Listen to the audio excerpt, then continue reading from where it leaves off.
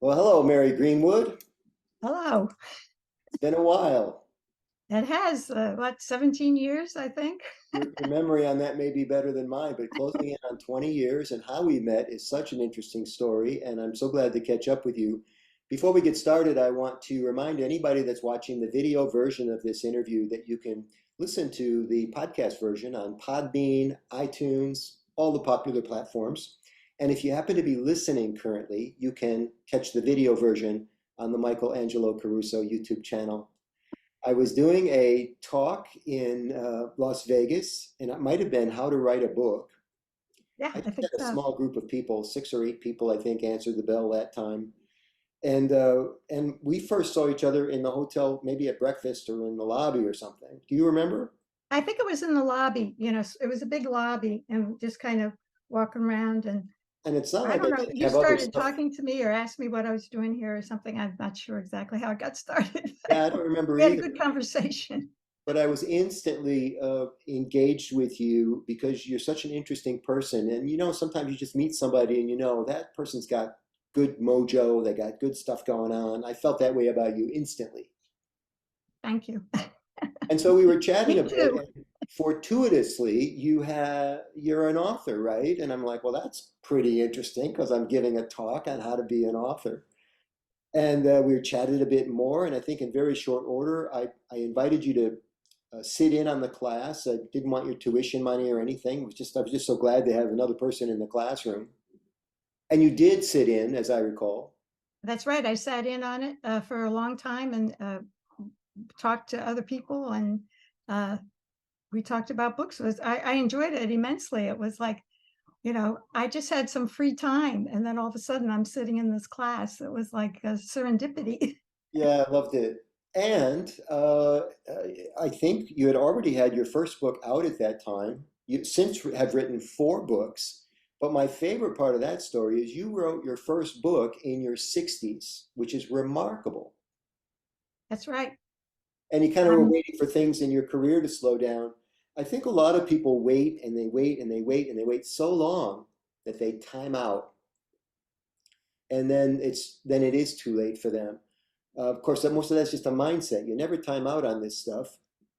Your books have been a nice calling card for you, not only in the legal profession, but also in your stint as HR. You're like as a the hired HR gun. director, right? Labor Yeah, relations. yeah. I want to go way, way back in the early days of eBay. You shared something with me about how you were on eBay so early. You were an eBay queen. And you were on so early that they weren't using photos back then. That's right. You couldn't take a photo of the item you were selling. You had to describe it. So you had to be a really good writer to describe exactly what it was, and tell the defaults and everything because there was no visual. And what did you tell me about your eBay password? It was so early in the game. Right. It was only 2 digits.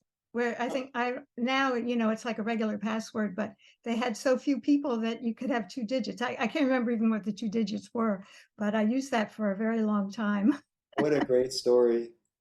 Your career has been interesting too. You have a master's in English and a master's in labor law. You kind That's of made right. a career from orchestrating conflict resolution, a topic that's very, very much needed in the world today.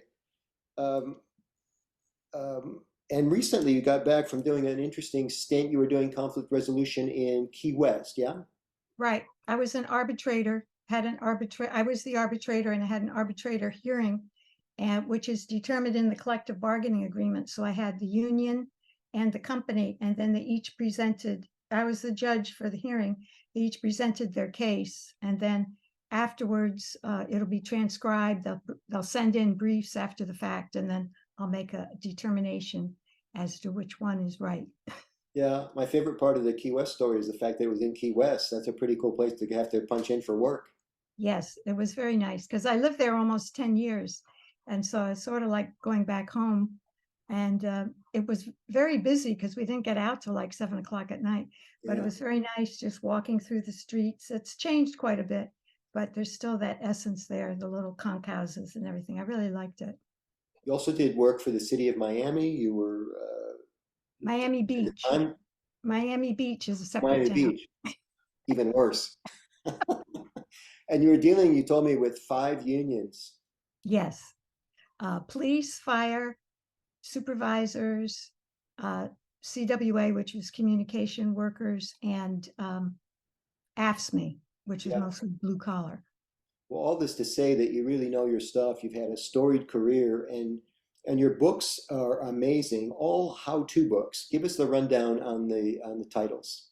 Okay, so the first one that I wrote was How to Negotiate Like a Pro, 41 Rules for Resolving Disputes. So I came up with different rules. The second one was like 42 rules, and the third one was 43 rules. But I laid out the rules on how to negotiate based on my experience negotiating union contracts. But I had an aha moment a few years in that, wow, what we're doing here with the union and the company negotiating, the same concepts are used in everything in life, the same concepts. And so I thought, well, there must be a book here because I can apply these rules to family life, negotiating with your parents, your children, uh, your siblings, although it doesn't work with me. And then you can negotiate with your bank, your realtor, anybody in life that you have a conflict with, any consumer thing. You can use these techniques, and they're really simple because they're based on common sense. Yeah. Yeah, another thing that's in short supply, unfortunately. Um, what is your best advice for people that are getting ready to start their first book or always have wished they could start a first book? You were familiar with those delays for various reasons. What That's right. advice do you have for people now? I think a lot of people have it in the back of their mind. And in fact, whenever I do like a book fair or something, sell my books, people come up and they want to talk about how to write a book. Oh, you're a published author. How did you get into it? People are really interested in that. And I'm actually giving a talk on that with a writers group in Miami this weekend. So my advice is, first of all, it's very simple. It's sort of like you just have to get into it and do it, and each person has their own sort of way. I mean, some people have to have the room in a certain way and, lighting and all that, but it's just a way of putting it off. In my case, I like to do a little outline of what I want to achieve. And sometimes if you just, in my case, and maybe it would be helpful, I sort of write what my preface will be in the book, where I explain to people what I'm trying to achieve, what the book is about, and then it kind of becomes clear. And also in getting started, I went to a seminar one time, and it was an attorney novelist that was giving the talk. And I don't remember much of what he said, but his theme was write 1 page a day. And he actually said something different. It was like make one blank blank blank page a day. He used a swear word, but and so it was like, because it gets you started. So when I finished that seminar, I thought, okay, I'm going to write 1 page a day. So, I wrote a page and it's like, well, and then the next day I wrote a page, put it back. And then I really got into it, and I didn't stop after 1 page. I just kept going. And then the momentum was there and I was in the flow. And then I was writing all day. I was retired at the time, so I had the time. And also you have to edit, and everybody has to be edited. And some people think, they can just write their book and send it out or publish it or print it. No, I mean, I have like 20, 30, 40 drafts, maybe of 1 page even. You have to, rethink it. And sometimes what you started off with is not what you're going to get. And you're going to throw away a lot too. And don't be disappointed because it probably wasn't that good anyway. You have to just go on. Right. But you just kind of got to get in there, because there's some people that procrastinate. And then, especially like a memoir, and it's like, I was thinking, I'm also working on a memoir. And writing different stories. But you read these stories about how someone who is deceased, and then they publish something posthumously. But somebody's editing that, somebody's changing that. And I think, like in my case, some of my relatives, they see a box of papers, they're just going to throw that in the in the wastebasket. And so that's another reason to write your own story. It's your story. Don't let anybody else tell it, or might not even get told at all. Great, great advice. I've become more interested since we met in the subject of writing books because I have a course called Present Like a Pro. It's online coaching. And I always want to deliver more than the average coach. And we accidentally helped a student, a client, write a book during the course. I never thought it was possible because I was so busy talking about Right, speaking skills. right, But it turns out when you're creating content for your book, you can repurpose that content in various ways as a speaker. And so to get that content going for her talk, we had her put this small little book, not a 120-page book, a 36-page right. book, a lot of white space, but still a published author, right? Well, And so that's a good idea. When I wrote my books, like How to Negotiate Like a Pro, so I go to book festivals and I sell some books, sell some books. yeah, But then I got the idea, get people to hire you and you give a talk, and then you use your book as the textbook. And then you get a set fee for however many people they want to bring to the class. So it's sort of a win-win. yeah. It's Or a how good about way this? to have, and then they go away and take the book home. Sure. And I know you do this as well. The book is the most unique calling card you could ever have.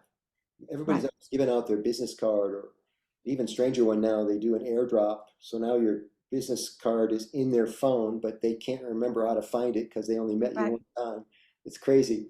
But you give somebody a book, and now you wrote the book on something that they're interested in. That separates you from everybody else in the field so quickly. It's expensive to give books away, so you don't do it with everybody. Right. If you're on an airplane for 2 hours and you're hitting it off with the person and they happen to book speakers and they say, "Can I have a card?" And I got something better than that. And I sign the book to them. You've probably done this a million times. Yeah. Yeah. That's a great idea. And I give away a lot of books, Yeah.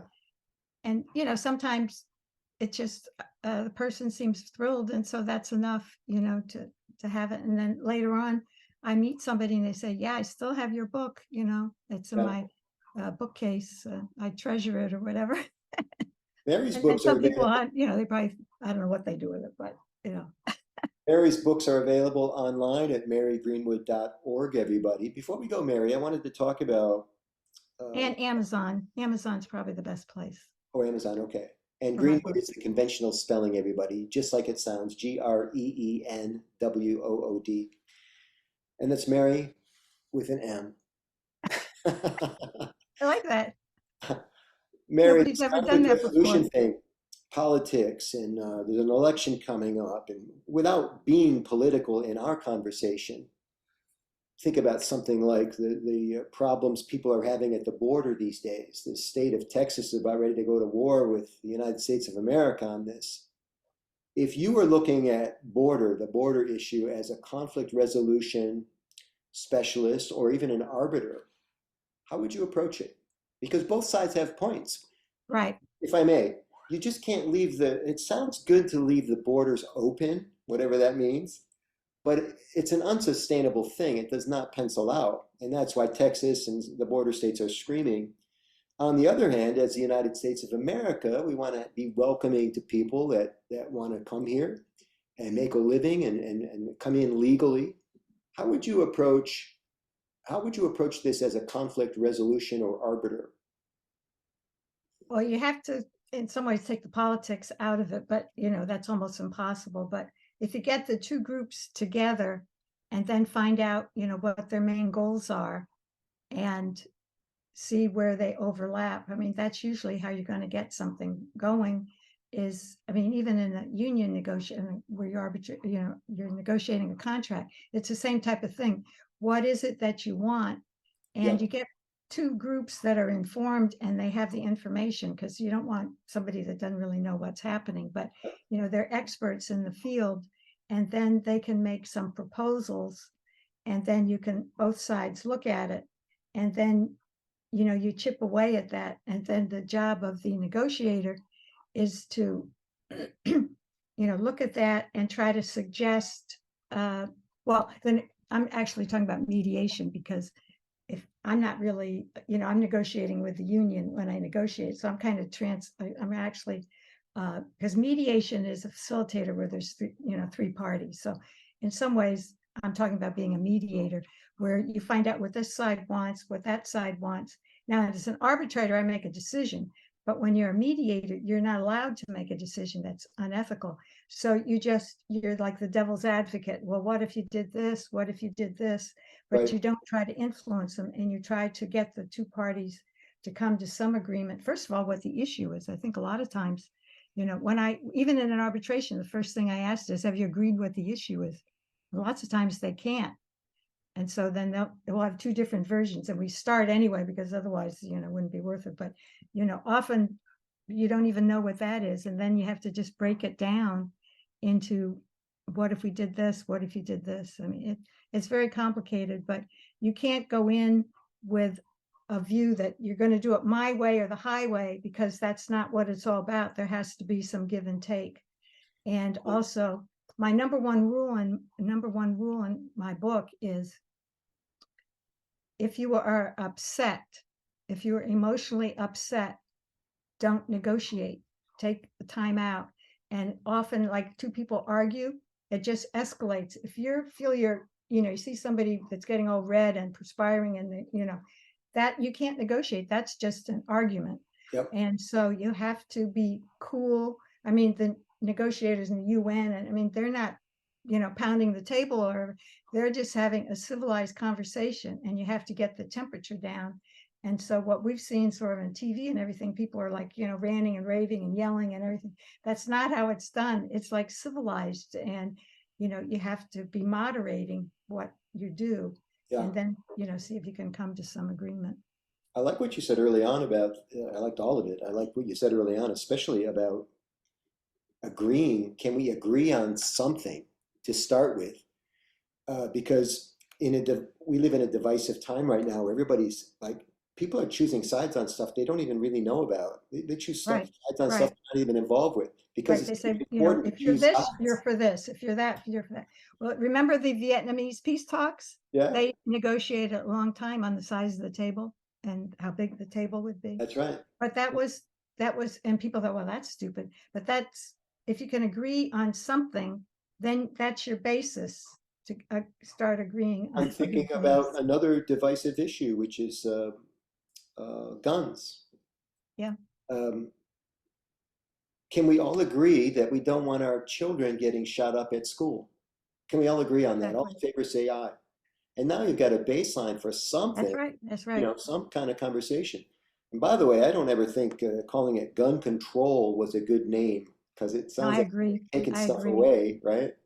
I'm not sure what it would be, but I anything don't would know be either. better than that. I love how you think. I love your spirit. You're coming up on your 80th birthday. Happy birthday. Thank you. I want to tell you one thing, because I was looking for a special thing to do for my 80th birthday. Yeah. And so it's a little bit early, but I went to Wikiwachi camp, mermaid camp. And I was, of course, the oldest one there. And we got to swim in the Wikiwachi Springs, and we were mentored by retired mermaids. My mermaid was actually 84, and we went into the same water where they do the Wikiwachi mermaid show between shows, and we put the tail on the whole thing. It was a lot of fun. And so that's sort of how, one way I'm continuing to celebrate it, but I want to do some things that, out of the box kind of things for my. Did you say Wikiwachi? Where is that? It's about, I live in Tampa Bay in Safety Harbor. It's about an hour north of here. And there's lots of beautiful, clear springs in Florida. And this one just had, I believe, its 75th anniversary. And so it was known like in the 20s and 30s. As a matter of fact, my mermaid was telling me that they didn't get paid to be mermaids. And, they swim underwater, and they have breath control. We didn't do that, but they go into breathe air underneath. And they didn't pay them. They just gave them lunch. This was in the 40s, but I guess they were glad to get it. And then they got a free bathing suit. Janssen gave them a free bathing suit after a certain number of dives. But now it's owned by the state of Florida. It's it was a private, tourist enterprise, but now it's a state park. Yeah. Well, you've had some adventures, that's for sure. It's Mary Greenwood, everybody. Her books are available on Amazon, all four of them. And her website, if you want to look at her for mediation, or to do some conflict resolution for you, or even to hire her to speak, is marygreenwood.org. Mary, Yep, yeah, that's right. What a pleasure. I Thank you. think I told you this offline. I'll reiterate on camera here. Okay. When I Nice met to you, see you after all these years. I know I liked you instantly, and I knew we had a common spirit. And we haven't talked much in the 20 years or No, 18 years that we've no, known each other. But I just am so happy for your success, and I hope we get a chance to see each other again sometime. me too. I hope so too.